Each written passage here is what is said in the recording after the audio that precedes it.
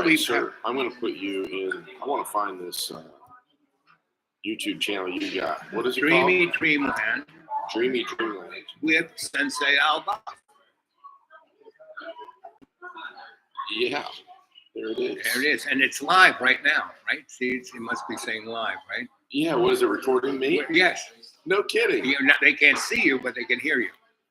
Wow. I wanted our conversation because it's That's illuminating. hilarious. Yes. Yeah. I never show anyone's face, but I do capture what they're talking about. Yeah, right? that's pretty cool. So we were talking about. Well, good thing I wasn't talking about anything too Fed boy. No, just uproarious is the word. What is it? Uproarious. Uproarious. Yes, it's a old Irish Celtic. I subscribed. Yeah, good. Because that's what the Romans would say. That boy is just uproarious. Uproarious, like uproar. Yes. An uproar. Yeah. We can't have him around. They seem to let me, because I worked for them. You know, I was a consultant. So I had a very strange. Did you ever hear a guy named Cardinal Cushing? No. He was the first TV evangelist. Okay. He was a cardinal, like 3 hats from the Pope. And he was all politics, right? He was like the Catholic Jerry Falwell, right?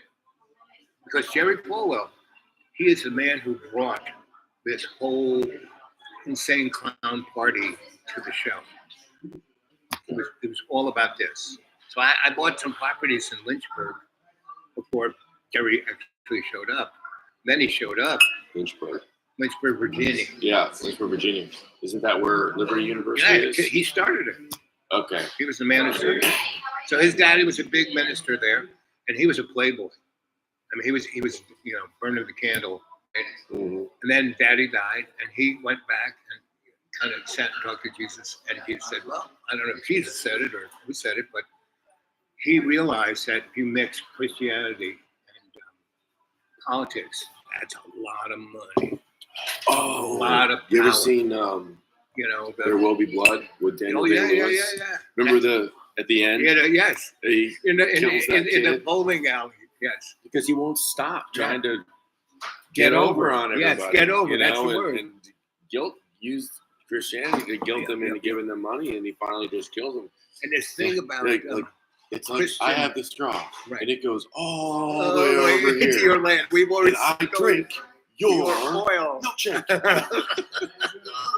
Drainage. Yes. And then he beats the crap out of him with a bowling pin. Yeah. I mean, now he was pretty unhinged to himself, but at least he was all honest about it. He wasn't trying to use the Bible to somehow justify what he was doing. He was a cutthroat. He was a ruthless But you can see businessman. from that first scene when they get caught down, he was traumatized. Yeah. All of the violence is called Viking. The whole planet is suffering from PTSD. Yeah. That's why I tell people, I have PTSD, and I get all this money every month, and I take these drugs. I'm like, listen, I'm not going to tell you not to take the money, and I'm not going to tell you not to take the drugs, but don't tell me about it. Right. Okay, because life is PTSD. Right. From the moment we leave our mother's womb, I know all these people we are experiencing PTSD. I can tell you everyone's story here that's like, oh my God. We all have it. Yes. And that's why I'm not trying to belittle. And you either learn from it, you grow from it, or you get oppressed. Well, to use the movie There Will Be Blood as an analogy, I'm not trying to belittle any person's experience. When I say it, I mean it. Right. We all have it. Right. But when you're trying to use it as if you're some sort of exception and get over on your neighbor and get their money or get their stuff or get their consideration, I'm like, dude, like, come on, man. Like, so if you need help, it'll be very obvious. People should come to your aid. Right. Don't overdo it. And the Bible basically says it. And what's really said is that none of these churches actually go out and help. Meaning, I'm not a big fan of abortion, but the situation socially. So that little part of New York I was telling you about, we had to do everything. We had to make our own food. We had to grow our own food. There were no places to put all the kids in school because they put this red light. They took the public school away. Building was still there. We took it over. Yeah. And it became a famous art school, right? Nice. Yes. And half those kids became A-lister movie stars, right? Wow. Yeah. So all it takes is a little community support, right? Yeah. And we had no big money. We had no money from the state, no money from anything. Yeah. But we got $1 billion from the piggy bank, And that neighborhood is still what New York City was. I mean, they haven't put any 60-story towers, right? So, but it's very trendy, But all those people who have, at holdings there, they're getting their money from the trendites, right? So that's it's like growing wheat, but they get it from the trendites, and so everything can work if everyone works together. But Elon Musk wants to own the world. Come on. I bet you that guy's not very happy. He's not very happy. No. You look at his. I mean, if you look at pictures of him when he came here when he was 24, and then every 10 years. Did he do PayPal? What was the thing that got him on the map? PayPal. He stole everything. What got him in the door was his daddy. Was a miner of emeralds in South Africa. Right. So he came here with. He came here. I came here with $2,500. A lot of people came here with like $2. Yeah. But Daddy always, hey Dad, I need a loan, right? So what he did was, he had to hand him for this. He digitized the phone book, right, and then sold that to people who were business people. Because the phone book, if you're a salesman, the phone book is your best tool, right? So he did it. Didn't have to look through the whole thing. If you want to just know this group of people, bang. So he did that when he was in college, and he sold it to somebody for like $200,000-300,000, right? So then he went to work for PayPal and bought a little chunk of that, and basically was so obnoxious he pushed everyone out and bought them out. And he did the same thing with Tesla. He didn't start Tesla. These guys who were real Tesla fiends. And I saw him being interviewed one time, and they said, so why'd you name your company Tesla? And he blurted out, well, the guys who started it named it that because they were Teslabytes. And so the guys... Teslabytes? Teslaphiles. Teslaphiles. Okay. Nikola Tesla, the inventor of everything. Yeah, I didn't hear the file. Right. Yes. Right. Yeah. And so he took it over. And the reason why they named it Tesla was that motors are induction motors on the wheels. Mm-hmm. There is no gear, no transmission, no nothing, right? And so it's all like a rheostat. That's why you can go 0 to that. Right? It has amazing torque. Yeah.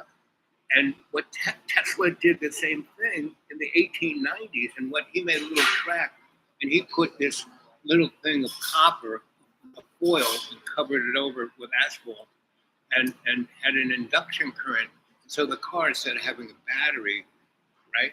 Yeah. And he also discovered in Colorado Springs 0-point energy, free electricity. Right. Yeah. And then he developed Wardenclyffe, which was wireless transmission of current. Yeah.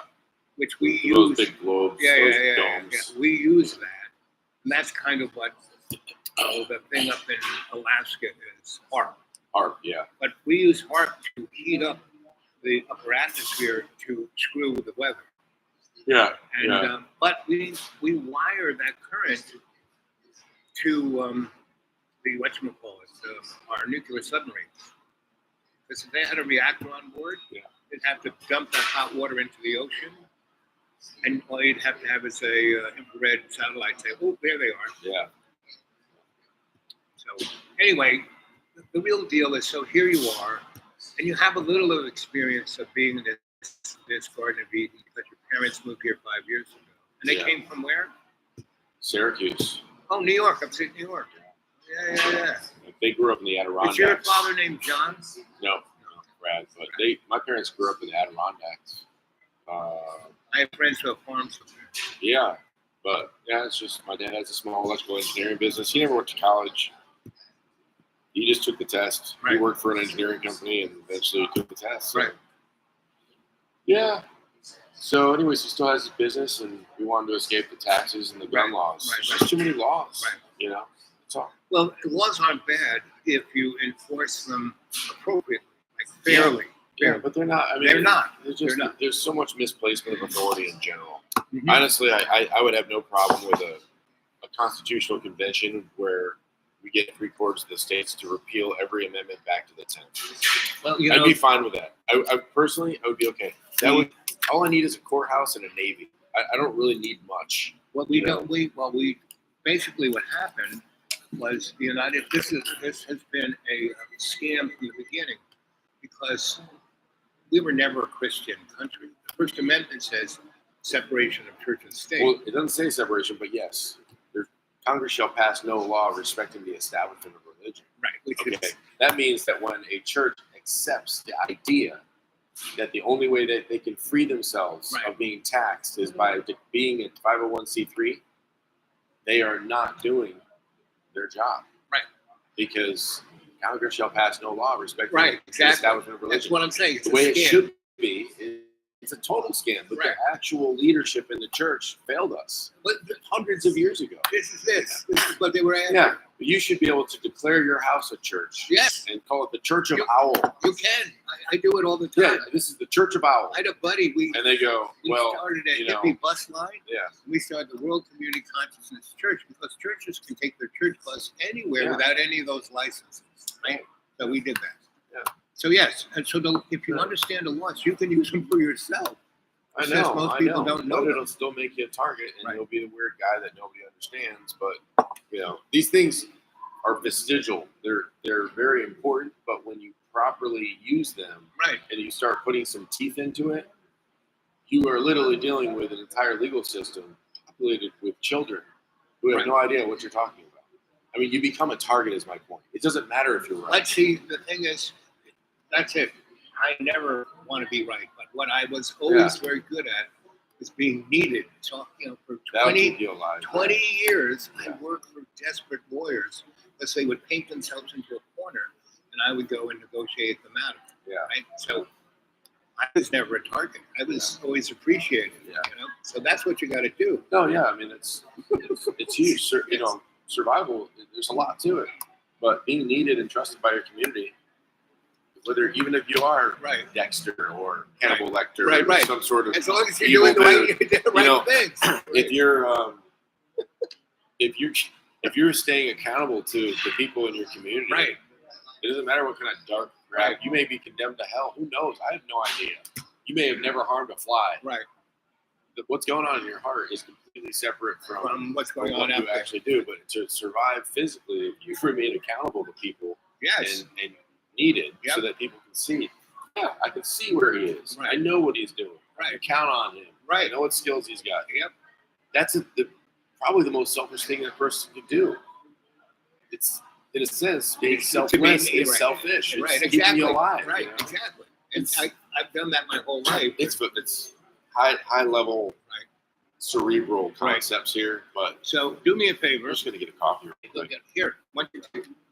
Some of my no, that's your to-go coffee. No, it's my thermos here. Oh, this is my thing because getting a hold of them is difficult. But they give me this so I don't bother. Yeah. But and when I pay for it, I get it refilled. So it's no big deal. But that pictures you show, I think that place is really good. How much they want for that? It's $330. It's a bit pricey, but not really. Yeah, the market. I mean, there's not a lot of inventory right now. No, it's not a lot of the market, and it's not in. I mean, that as far as I could tell, I was in pretty good shape. I have stuff to do, but it's all stuff that I can do. I can get in there and start living. Yes, but there's definitely some work. Well, everything always needs work, and you'll have to come by and visit me. Do me a favor. We're live, so I don't want to mention anything. But if you could, tap in your phone number there and call it. Okay. So then you have my phone number and I got your phone number. And you hit call? Yep. You see me? Got it. Unknown caller. Yep. Okay. So.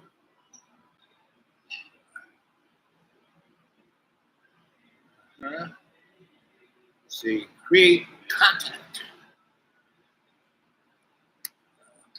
So basically, best thing about God is when I died in 2014, I sold everything I had. Mm-hmm. I had a lot of stuff. And I just kept my one little place over there. And unknown caller. Unknown caller? Is that me or somebody else? Hello. I'm good, sir. How are you? Oh, shoot. Okay. You gotta go?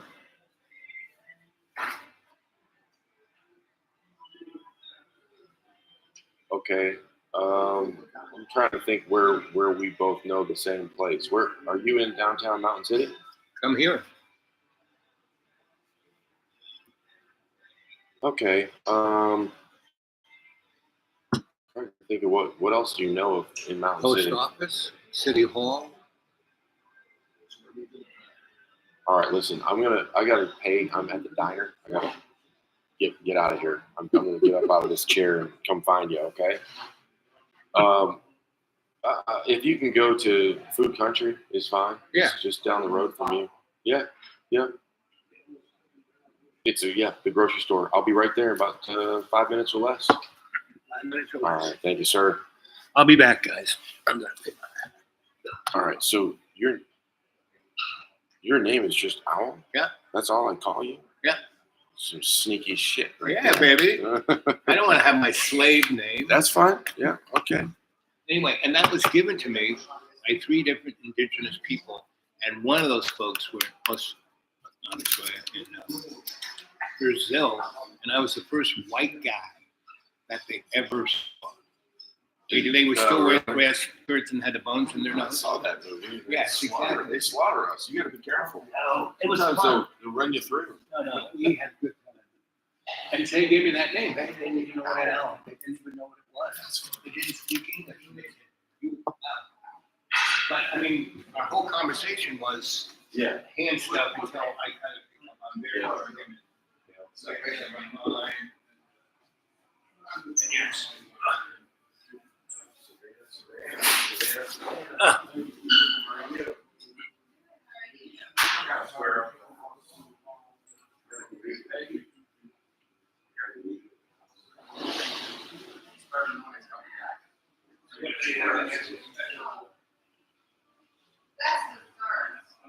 Yeah, the special. Yeah, me too.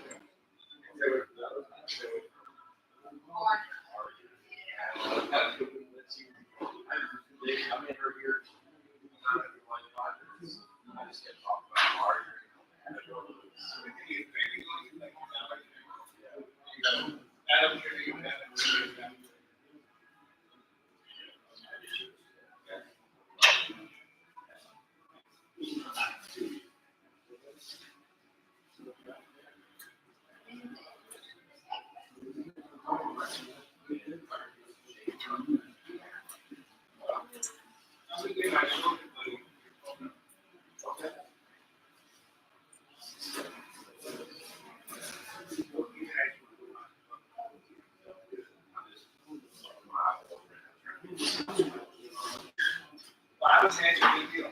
Yeah, we'll see what happens.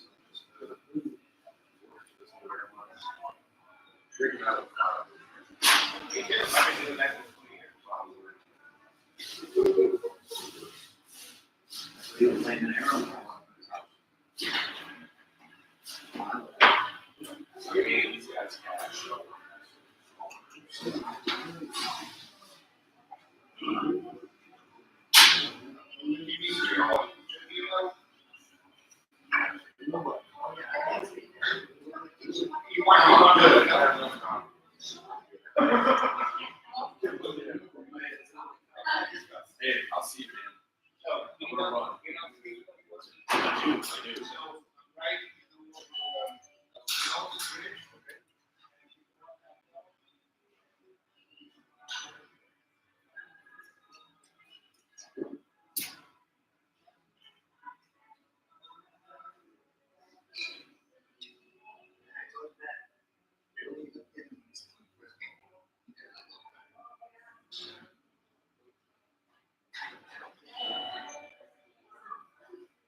Does he come in here all the time?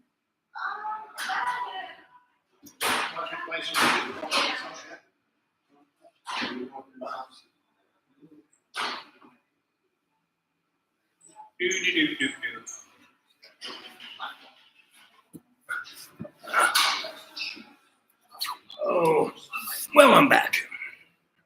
And so that guy is a hero, a real hero. He's a warrior that got all beat up in Afghanistan and Iraq and all of that. And he's a good guy. Just like, I wonder what happened to Red.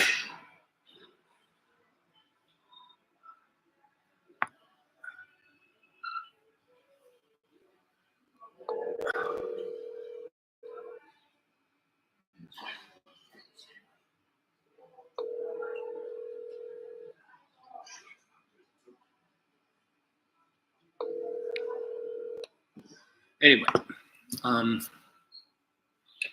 so you heard what we were talking about, and somebody gave it a thumbs up. That's always nice. Opposition to democracy tells you how far we have come in this country, and it also tells you of the threat that we have in this country as it relates to democracy. We don't have democracy. We never did. We are a republic. Because they are failing to respect the very They are. principles that this country allegedly was built upon. Right, allegedly. So, Democrats have been the ones that have always been the adults in the room, especially this session, that have said, listen, we understand what it means to govern. That means that we don't necessarily get everything that we want, but we want to make sure that we are making some sort of progress and we're bettering. Democrats, basically were our founding fathers, and all our founding fathers were, slave owners, and not just black people. They owned white people too. Between 1492 and 1730, the majority of the slaves in the United States, maybe 1630, were white, were indentured servants from Europe. The Pilgrims were slaves. They just had latitude. They could kill Indians, right? And all this stuff is, you can find this stuff very easily, when they talk about, cancel culture. No, our culture is straight up what it is, It's a plutocracy, right? And we don't have capitalism, we have crony capitalism. When 0.1% owns everything. Sit on all the corporate boards, make the decision what you're going to eat, what you're going to see, what you're going to breathe. The people there in Ohio where they had to train around it, they're still dealing with the toxicity because they haven't moved any of that crap out of there because nobody wants to take it anymore. So, I can go on and on and on about stuff like this, right? I've been around it, looked at it, and that's why I live in the middle of woods all by myself. And my best friend is Mr. Bunny and Miss Butterfly, right? So, and it's a beautiful day. I've done half of my errands. I've gotten, a tenth of a yard of gravel from my driveway. I am one last place that still gets a little muddy, and we've had so much rain. We've had probably 100 inches of rain since the end of March. It's like 4 years of rain in 2.5 months. March, April, yeah, about a month and a half, maybe 2 months. We'll give it 2 months. But it's rain. So everything is turning lush green, and right now, it's like the greenest I've ever seen at this time. Normally, it's kind of still cold in April up here in the mountains. And it is at night. It's in the high 30s and low 40s, and during the day, when the sun is so different. See, the real difference of our weather isn't what's coming out of your tailpipe. Now, what's coming out of your tailpipe ain't good, but the thing that's changing our weather on our planet is the sun. It's going through some real changes, and nobody's talking about that one. When they call it space weather, that's what they're talking about. So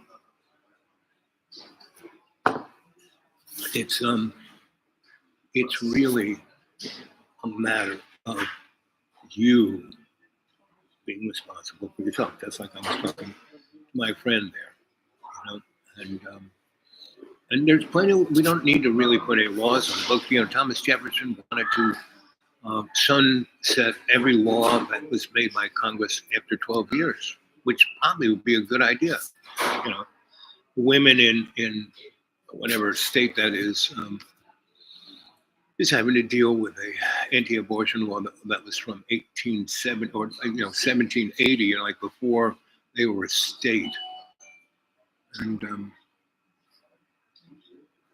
the same thing, around here, very draconian. So all of the OBGYNs have left the state. Women don't have any women's doctors. Now, the poor people never had any health care in this state anyway, unless you're old, and then you get. You got to be like me. You got to be a doctor yourself and know what to ask and say, hey, what are you doing? You're nuts, give me this, not that. And you have to find a really good doctor who is up to having a patient like me, like an informed one. Because the doctor I have now, that's the doctor I used to have, was great. He loved me because I would come and tell him what's wrong and what I need, and he would look at that and say, what do you think of this? What do you think of that? Blah, blah, blah. We would make up a thing ourselves together. There's our boy.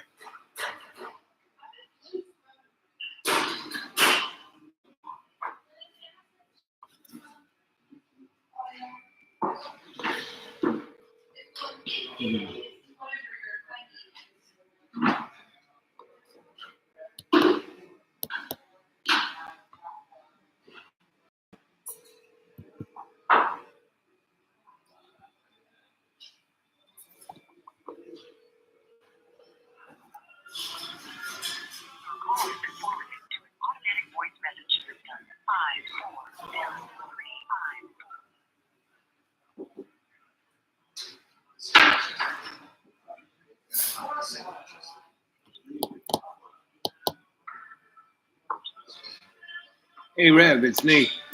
I'm live on the show, and I'm in one of my favorite spots to do a show.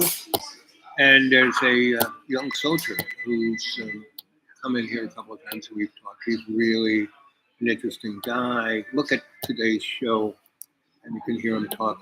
Whenever I do a show and I have guests, I never show their picture. I just let him talk. So I'm going to give him your phone number, or I'll give you his phone number. And you can call him because he's in that. But you guys have a lot in common, especially about your book.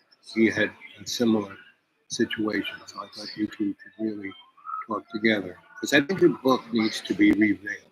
So we need to talk about that off camera. But anyway, I thought you called a few times. So anyway, that's the story. I'll talk to you later. Love you, buddy. So, how much juice we got left here? Yeah, pretty good. What time is it?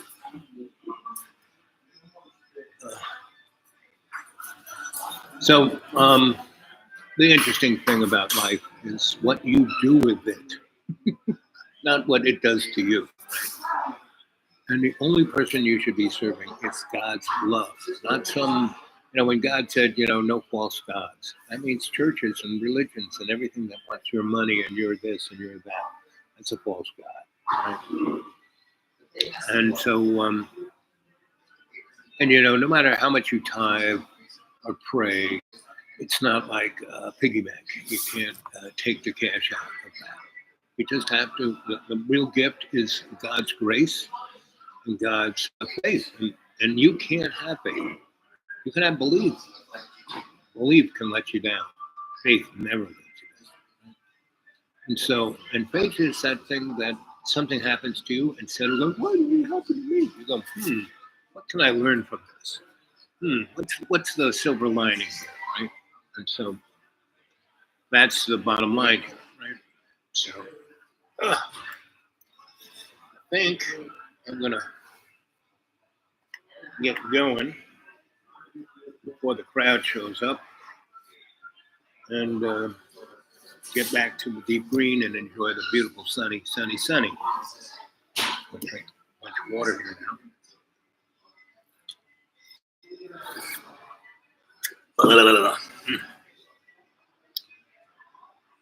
I have a lot. I might come back later this afternoon around 2-ish, right? And so we'll see if we're there.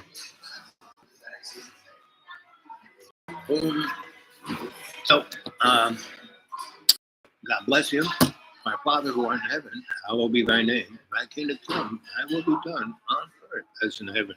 Give us this day our daily bread, and forgive us our trespasses as we forgive those who trespass against us. And lead us not into temptation, but deliver us from evil. As it was in the beginning, is now, and shall be, world without end. And in every day, in every way, you take God's love and make it stronger through your actions. Right? Always be conscious intent of what you want to do and what you are doing. Be a conscious awareness of what your surroundings are. Yeah. So you don't fall into a hole. Right? So anyway, love you guys. I look forward to talking to you sooner rather than later. And